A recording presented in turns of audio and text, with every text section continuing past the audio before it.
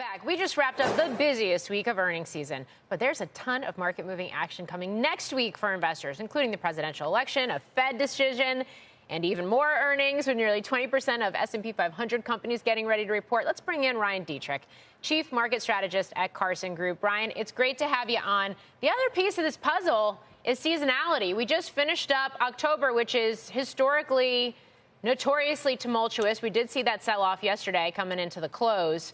And we've started November pretty strongly. Is this a turning tide that needs to be factored in? Yeah, we think so. TGIF, everyone. So you think about it, October in an election year is the worst month. So is it surprising that the 5-month win streak ended last month? We don't think so.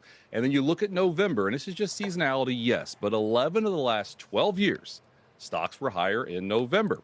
Since 1950, the best month. The last 10 years, the best month. In an election year, it's the best month. So we can get into some of the weeds of this, but we really do think once we get through the uncertainty of this election, and the Fed is going to cut, I don't think he's going to rock the boat there. This upward bias, this bull market price still has a lot of time left, but maybe a little bit of a trick up the sleeve in November is what we're thinking here. All right. So in light of that, how do you position yourself for all of these potentially market-moving events next week? What matters most, or you really sort of have to game it all out? Yeah, listen, let me answer this way. We're taking to the dance who got us here, right? We like the cyclicals, right? We don't see a recession. Look at the data we've seen. The economy's slowing. Yeah, there's some slowing, but, your industrials, your financials. This week, small caps were higher. Okay, mid caps did well. The Dow was flat. I know the headline says stocks were down, but the reality, again, this broadening out theme is really taking place. We'll talk about the Fed for a second here. So the Fed's going to cut next week. That's fine. We took a look. We're 2.3% away from an all-time high, by the way, right now. We look, Morgan, when the Fed cuts, when the S&P is within 2% of an all-time high back to 1980.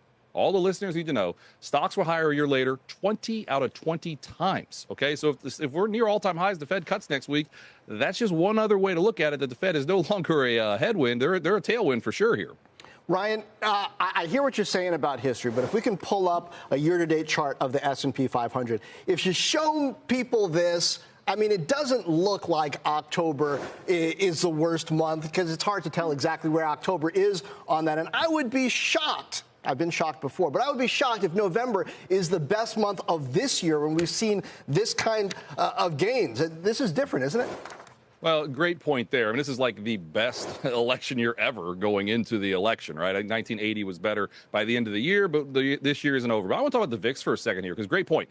Everybody knows there's going to be volatility next week, or at least you assume there will be. So the VIX has obviously been higher, even though we've been kind of calm. I know we had the big drop yesterday, but for the most part, the last 30 trading days have been really calm.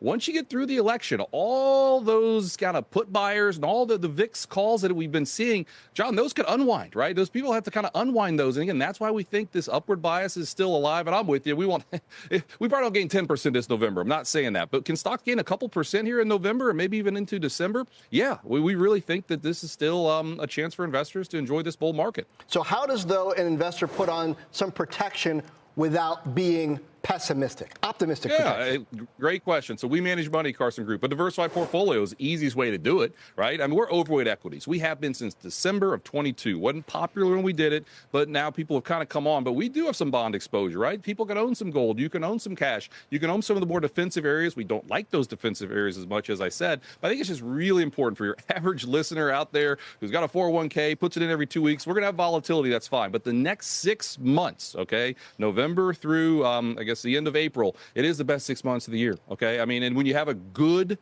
sell in May, go away period like we just did, the returns get even better. So listen, there's always something to worry about. Diversified portfolio helps a lot of that, but this is still a bull market, we think.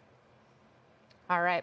So, Ryan, the other thing we haven't talked about, which is not domestic, is China. You've got this MPC meeting next week. We're expecting more policy details regarding stimulus. How much does that matter? And how much of that is potentially a dark horse more broadly to equities? Yeah, listen, I guess it depends how much EM exposure someone has. I'll put it this way. We haven't liked EM for a while, mainly because we're not crazy about China. Now, there are some slow growth issues. China has a ton of debt. I know they're trying to grease the wheels, get things going. But overall, that can cause some volatility. But I think at least for the U.S. and someone who's U.S.-centric, like probably a lot of listeners are, what happens here with the Fed and the election matters more. But with China, we're still underweight. We're still not buying it yet. We still need to see economic growth. We're just not seeing it.